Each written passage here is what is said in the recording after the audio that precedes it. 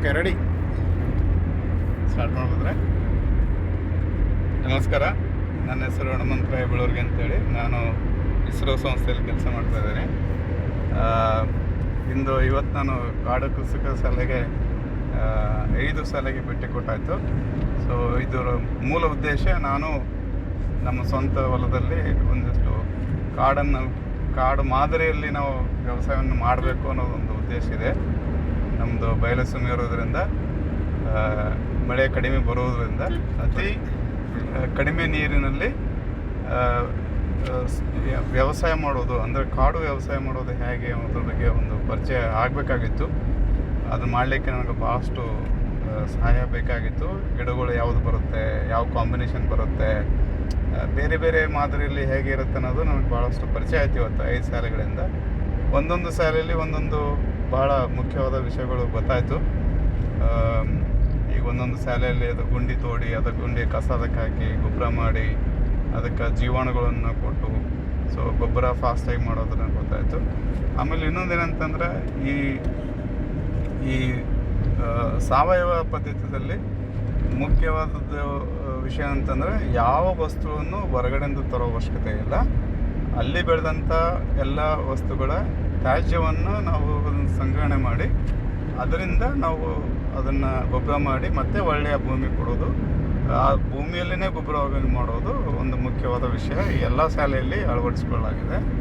ಆಮೇಲೆ ಇನ್ನೊಂದು ಶಾಲೆಯಲ್ಲಿ ನಾವು ನೋಡಿದ ಹಾಗೆ ಒಂದೊಂದು ಪರ್ಟಿಕ್ಯುಲರ್ ವೆರೈಟಿ ನನಗೆ ಸ್ಪೆಷಲಾಗಿ ಹೆಲ್ಪ್ ಆಗಿದ್ದು, ಆಲ್ ಸೀಸನ್ ಲೆಮನ್ ಬಾಲಾಜಿ ಅಂತ ಒಂದು ಆಂಧ್ರ ಪ್ರದೇಶದಿಂದ ಒಂದು ವೆರೈಟಿ ಲೆಮನ್ ಬಗ್ಗೆ ಗೊತ್ತಾಯಿತು. ಸೊ ಅದು ಸಹಿತ ಅದರ ಸೋರ್ಸ್ ಎಲ್ಲಿಂದ ಸಿಕ್ಕುತ್ತೆ, ಸ್ಯಾಪ್ಲಿಂಗ್ಸ್ ಎಲ್ಲ ಅದು ಗೊತ್ತಾಯಿತು. ಆಮೇಲೆ ನೀರಿಲ್ದೇ, ಅಂದ್ರೆ ಅವರು 2ನೇ ಶಾಲೆಯಲ್ಲಿ ಮಾಡಿದ್ದು ಬರೀ ಕಲ್ಲು ಇರ್ತಕ್ಕಂಥ ಜಾಗದಲ್ಲಿ ಗಿಡ ಹಾಕಿ, ಇವಾಗ ಅತಿ ಫಲವತ್ತಾದ ಮಣ್ಣನ್ನು ಸಹಿತ ಅವರು ಮಾಡಿದ್ದಾರೆ. ಸೊ ಅಲ್ಲಿ ನಾವು ಕಲ್ಲಿದೆ ಅಂಥೇಳಿ ಗಿಡ ಬೆಳೆಸ್ಲಿಕ್ಕೆ ಆಗೋದಿಲ್ಲ ಅನ್ನೋದು ತಪ್ಪು, ಆಗುತ್ತೆ ಅನ್ನೋದು ಒಂದು ತೋರಿಸ್ಬಿಟ್ಟಿದ್ದಾರೆ ಅವರು. ಇನ್ನೊಂದು ಶಾಲೆಯಲ್ಲಿ ಬರೀ ಕಾಡನ್ನು ಬೆಳೆಸ್ಲಿಕ್ಕೆ ಬಿಡಬೇಕು, 7 ವರ್ಷದಲ್ಲಿ ತಾನಾಗಿ ಕಾಡಾಗಿ ಅಲ್ಲಿ ಹಣ್ಣು ಮರ ಎಲ್ಲ ಬೆಳೆಸ್ಲಿಕ್ಕೆ ಸಾಧ್ಯ ಐತಿ. ಯಾರು ಇಲ್ದೇ ನಾವು ಕಾಡು ಬೆಳೆಸ್ಬೋದು, ಕಾಡು ಕೃಷಿನ ಮಾಡ್ಬೋದು ಅನ್ನೋದ್ರ ಬಗ್ಗೆ ಭಾಳಷ್ಟು ಮಾಹಿತಿ ಸಿಕ್ಕಿದೆ ನಮಗಲ್ಲಿ.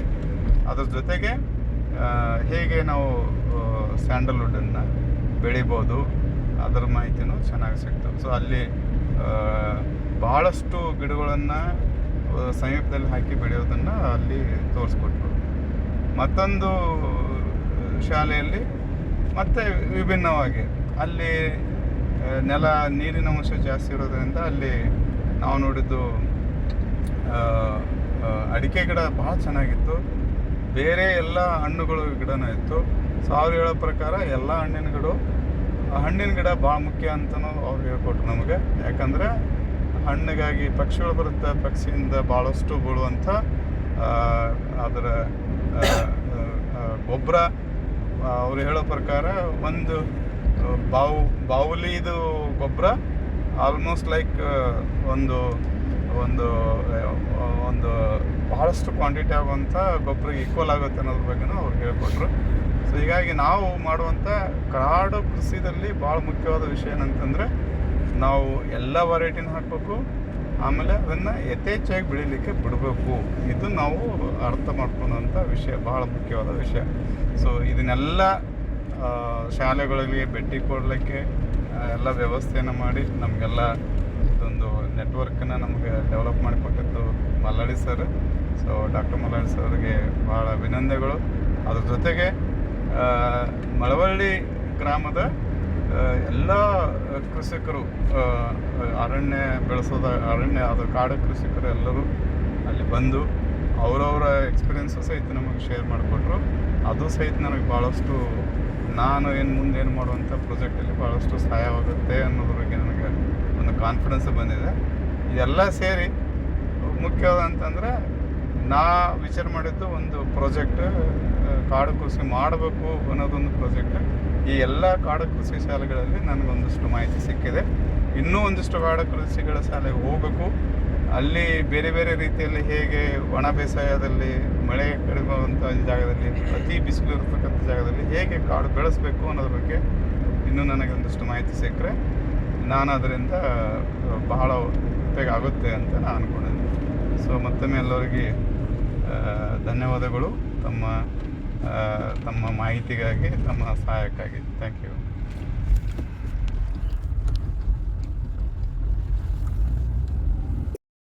ನಮಸ್ಕಾರ, ಶುಭ ದಿನ.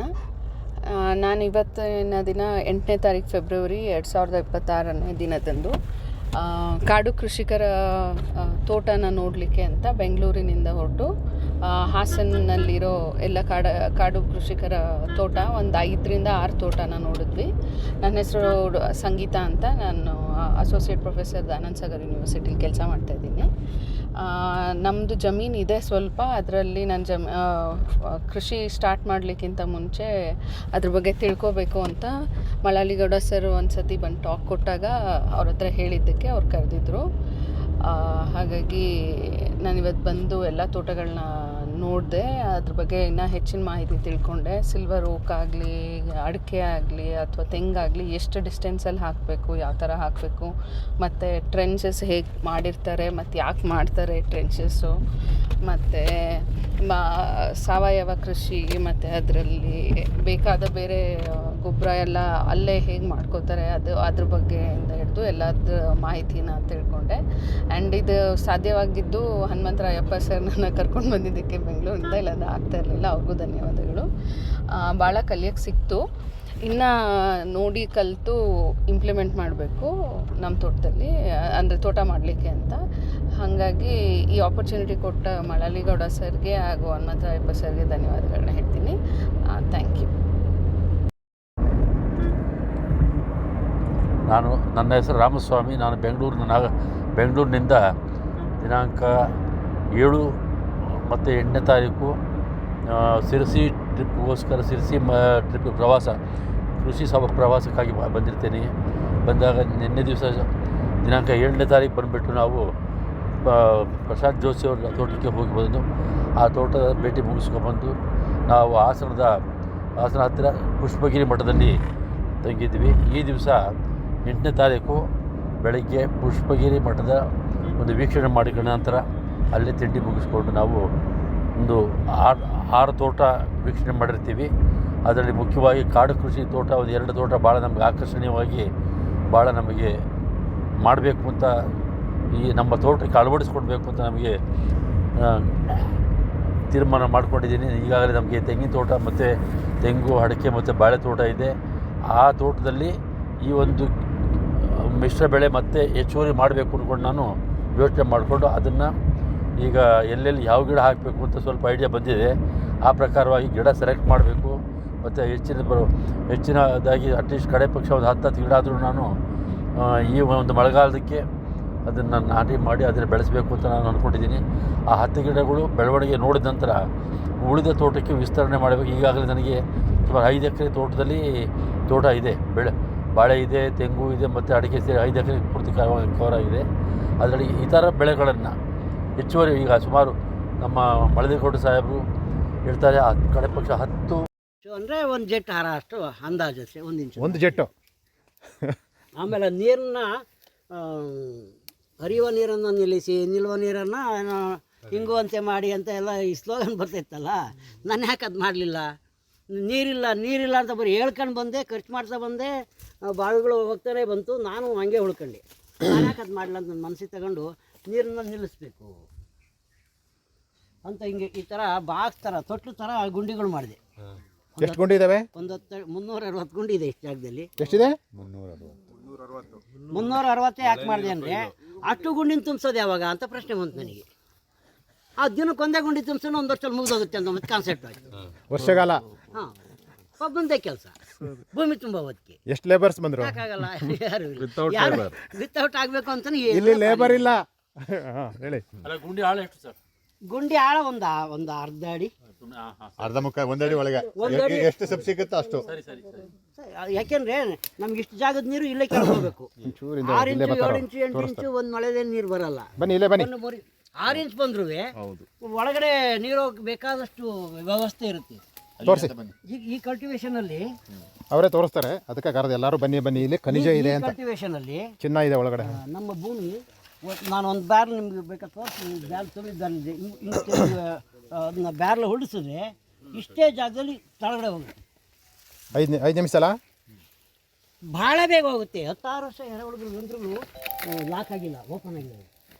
ಒಂದು ರಂಧ್ರದ ಪಕ್ಕ ಇನ್ನೊಂದು